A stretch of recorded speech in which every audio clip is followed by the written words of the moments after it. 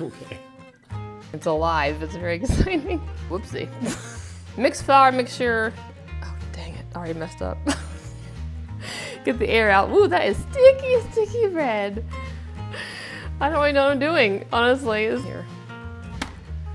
These seem like they're a little bit big for the pan. We'll see. It has risen. Hallelujah. Look at that. Okay.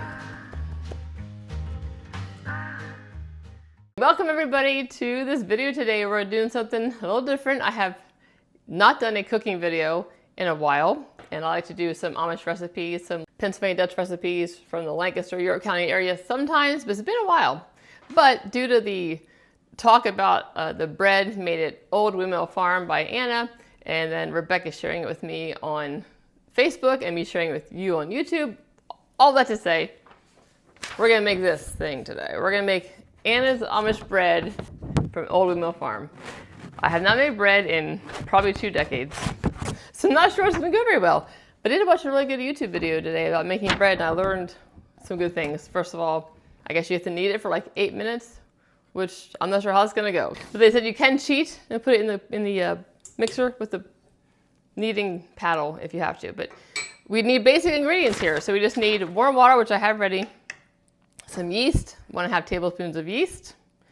Let that sit for 5 minutes, so I'm gonna do that first. And then you add 1 tablespoon of red mint salt, 3 tablespoons of olive oil, 1/4 cup of sugar, which helps the yeast to activate, I learned today, and then 7-ish cups of flour. So that is the basic recipe of what we're doing, and we'll follow these instructions as we get started. So first thing I'm gonna do is add the yeast to the water. One thing I wanted to show you all is that Dan got me this cutting board for Christmas. You see what this is? It's Pennsylvania. I love it so much. So hooray. We're gonna use that below our bowl here to keep it softer. All right, so first we're gonna do 3 cups of warm water. Add it to the bowl a while. And then we're gonna add 1.5 tablespoons of Red Star yeast. So I got Red Star yeast or Fleischmann's. I got Fleischmann's. So we're gonna add active dry yeast, 1.5 tablespoons, and sprinkle it on there. That's it 5 minutes, and then you add the rest of it. That's 1 tablespoon. And then I need 1/2. How much is 1/2 tablespoon? It's 1.5 teaspoons. 1, and then 1/2 teaspoon to make exactly 1.5 tablespoons. So that has to sit for 5 minutes. So I'm going to stir it up a little bit. Set the timer for 5 minutes and come back and see what it looks like. Though the video I watched today, the woman actually added the sugar to this process. I'm torn because the video I watched today, which was interesting, a really good YouTube video I will link below. She makes all sorts of breads, and she adds her sugar to this part because it helps activate the yeast. But in this recipe, Anna does not call for that. So I will just do it Anna's way this time, and then see how it goes. All right, get a good little close-up of this and see how it looks now. We'll check it in 5 minutes. Okay, step 1, completed. I feel like it's time. It says 5 minutes, it's been 5 minutes. The thing I'm a little bit worried about is I had stirred it when I put it in there. She didn't say I'd do that, but the lady I watched today did that. Like I said, I'm not experienced in bread making, but I am watching this yeast is like moving. It's very cool. All right, so we're gonna add the next thing. So specifically, she uses red mint salt. So I bought red mint salt on Amazon actually. Not a plug, just saying, I did. So we're gonna do that first. 1 tablespoon of red mint salt. Isn't that cool salt? She said, the lady I watched today said, salt is very important or you have no taste. All right, salt added. Ooh, it's kind of doing stuff a little bit. Still a little bit. Let me put the cap on here so I don't spill this. Next we add 1/4 cup of sugar, which I actually forgot to get out. Whoopsie. Whoopsie, whoopsie. All right, 1/4 cup of sugar. And 1/4 cup of sugar. 3 tablespoons of olive oil. I think this is a new one too. I might have to pop this off here quick. Yep. All right. All right, 3 tablespoons.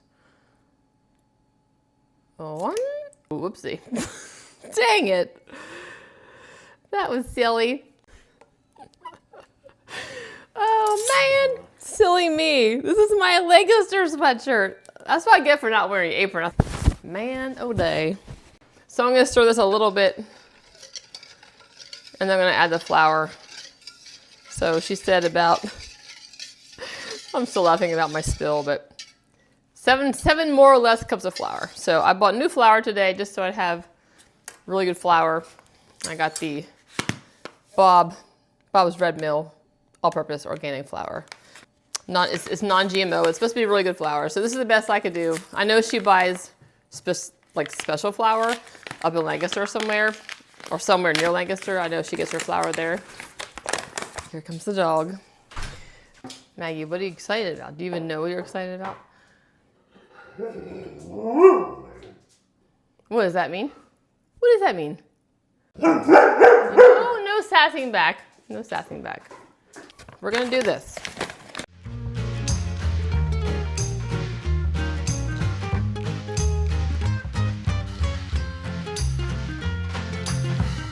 All right, I'm gonna do a little bit over 6, not quite 7, because you said more or less. So I figure it's better to, because sometimes you add flour, you know, when you're rolling it out and eating it, and I don't want to have too much flour. So we're gonna stop there. All right, so now we're gonna start stirring it. Mix flour mixture. Oh, dang it, I already messed up. All right, so I was supposed to mix the flour mixture 1 cup at a time, and I forgot that. But today, the girl I watched did not do that either. So we're gonna see how this goes. Me already messing up. I told you, I have not done bread in a long time. But I think there are probably different methods of doing bread. Because this is different than what I watched today. And I probably should have followed her instructions better. But we'll see. See how much of a difference it makes.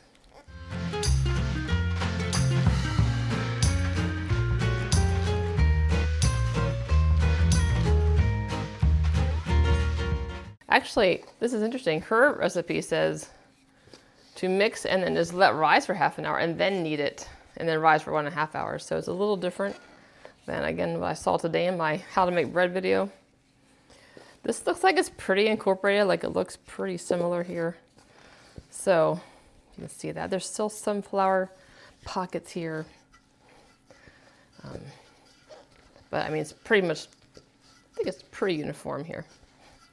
So I'm gonna do what she says. I'm gonna let it sit for half an hour, let it rise, and then knead it. All right. Pretty sticky, but not awful. I don't know, I'm already nervous since I kind of messed up already, but we'll see how integral that part was. All right, so yeah, let it rise for half an hour. Doesn't say to cover it either. But I usually see people cover their breads. Oh, I won't. It's actually kind of cool out today. They say depending on how warm your house is, how warm it is outside, it rises differently. So it might take a little longer to rise. We'll let it go. Give it a half an hour. So far I'm getting a C. All right, so after about half an hour I covered this. I let it sit another 20 minutes and it actually doubled for sure in size, and when I covered it, it actually rose a lot faster. So that definitely was the way to go. It probably got done quicker if I would have covered it, but it didn't specifically say to cover it, so I didn't. But look at this. It's quite large now. Okay, so it's been probably about 45 to 50 minutes since I first started letting this rise. I still think I messed up the mixing part, but we're gonna see how forgiving this bread is, because I've heard bread is forgiving. So we're gonna take it out, punch, punch, punch. Get the air out. Ooh, that is sticky, sticky bread. I'm gonna try to just pop it onto the, whew. Can you see that, how sticky that is? It's not awful, actually. I have made pizza dough, you know, in the past couple of years or so, and that actually is a little stickier than this, so that's good to know. All right, now it says to knead and let rise for 1.5 hours. So I'm gonna knead this for a while. One recipe said 6 minutes. The guy saw today said 8 minutes. We're gonna see, it's 4:22. I need more flour, I can tell that. It's very sticky. Let me get some more flour here and try to knead this. Okay, whew. I don't really know what I'm doing, honestly. Let's see, I'm trying to get it off the counter first before I, darn it, I should probably get more flour on here. It's really sticky, so I think kneading is just picking up and pushing and then turning. Man, this is... All right, pause. I'm gonna have to get some help here for more flour. Okay, Nathan. Okay, we added some more flour to this counter and the dough because it was so sticky I couldn't really work it. So I'm gonna try kneading it, get the process started. I'm gonna just put it on record while I knead it for 6 to 8 minutes. So we're gonna pull it. It's a little easier to move now with the flour.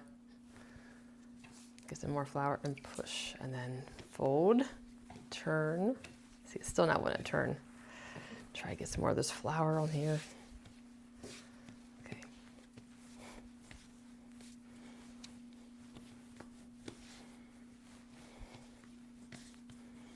It's a little easier. It's still a little sticky. Okay, I'm gonna add a little more flour on the counters, a little more on my hands, I think. I need to get it down this side too. All right, I think that's better now. Okay.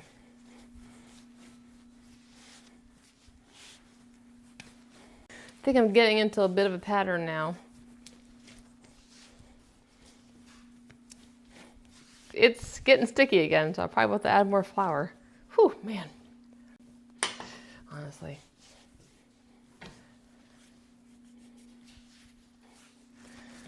All right, so it's actually becoming pretty uniform. I'm pretty excited. It's been about 3 minutes. We had some technical help from Nathan. He's a good sport. And I do notice though that the dough is sticky, and it probably is sticky because I didn't put the full 7 flours in. Because I didn't put the full 7 cups of flour in. I think that's probably why, because this seems to be stickier than the video I watched earlier today about kneading dough. So I bet that's why. I should add more flour. Maybe it also has to do with me not mixing it right. But honestly, this is kind of fun. It's very therapeutic. Don't worry, I won't talk and show you this the entire time. We'll speed it up during the production of this video.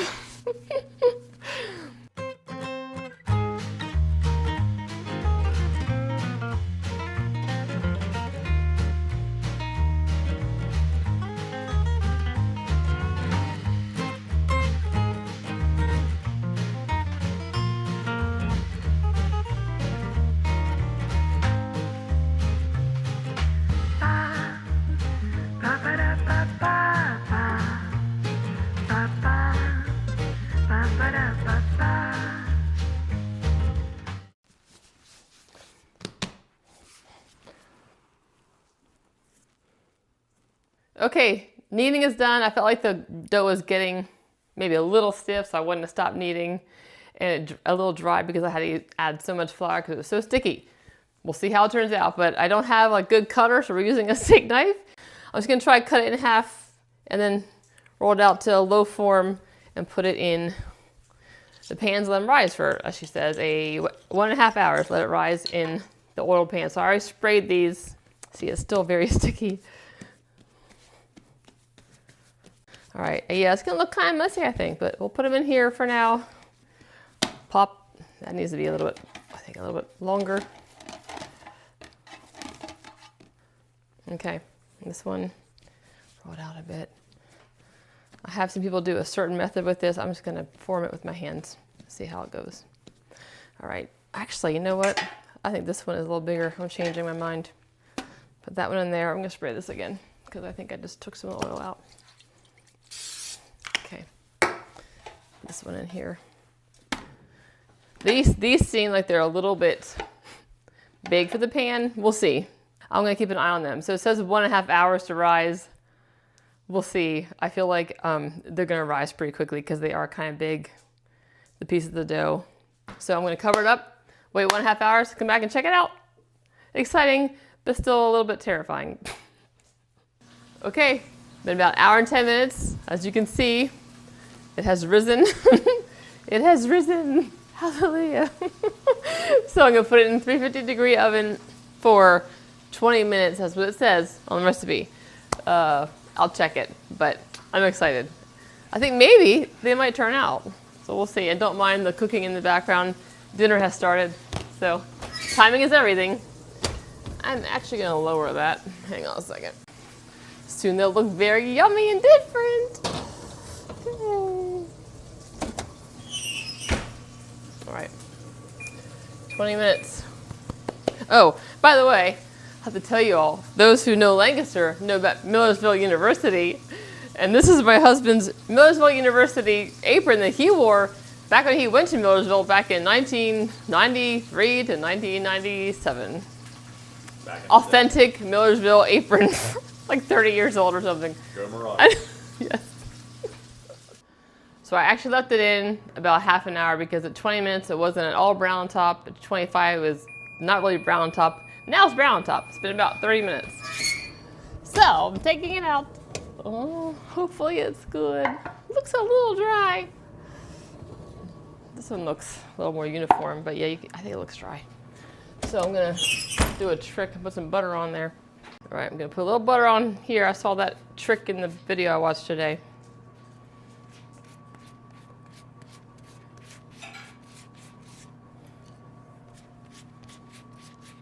All right. Ta-da! Hot! Well, it looks pretty. This one is a little fuller, but it should be fine. Okay.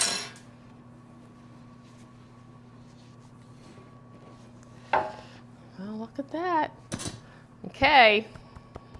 Wait 15 minutes before you cut into it. So that's what we're gonna do. I'm excited to try it. Of course, I'll use some Kitchen Kettle Village jam to go with it. All right, time to slice into this bad boy and see what it's like.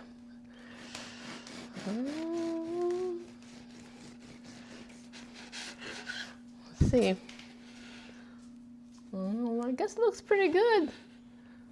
Okay. I'm gonna get Nathan to try it first because he did almost all my filming when I was cooking. He was so kind. All right, Nathan, do you want a whole piece like this? Sure. Butter? Sure. Alrighty. Yeah, I'll get closer so you can see how it looks pretty good. It's pretty, it seems pretty, like, oopsie. It seems pretty, like, dense, don't you think? Looks a little heavy. Do you want any jam on it or honey or anything, Nathan? Nah, butter's good. Okay. I'll cut myself a piece a while. The big reveal. The big reveal. Be honest. Good. Okay, scale 1 to 10, what would you say?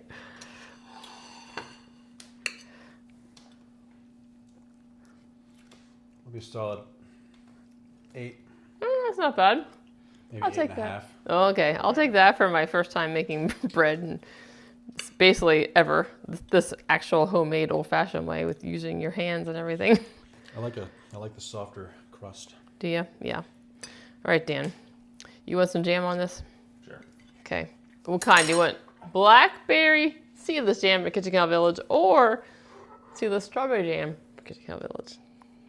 I like blackberry. Okay. Oh, that's a good choice. I was thinking that too, actually. Maggie, are you excited too? Ow. Actually, I'm going to taste it first with just the butter, and then I'm going to taste it with the blackberry jam.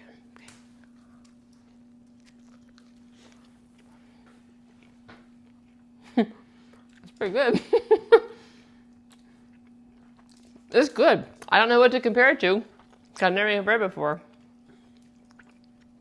It's good though. It's fresh. It definitely is kind of a denser bread. I might have overkneaded it. I don't really know why, but I think it's good though. Let's see what you think. We're sharing the mic. Dan's gonna try his. I'm gonna try mine. Ready? Mm-hmm. Clink. Okay. It's actually really good. I like it. It is good. Okay, so Very fluffy. Light and fluffy. It is. Like, it is fluffy, but it's also dense, I feel like.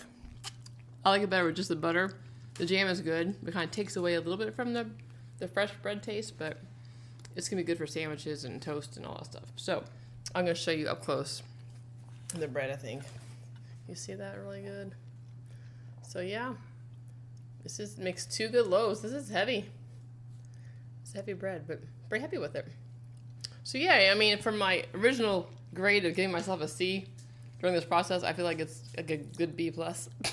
Yes, it's not a C. It's better than a C. So I'll take that. All right, I might try again sometime. Let me know if you have made Amish white bread or you're a pro at making bread, and tell me everything I did wrong, please, so I can do better next time. But I enjoyed it. It was good. And it makes a lot of bread for... No, it does take time, but honestly, it was fun, so I enjoyed it. Thanks for helping me, Nathan. Very good. Okay, thanks for watching.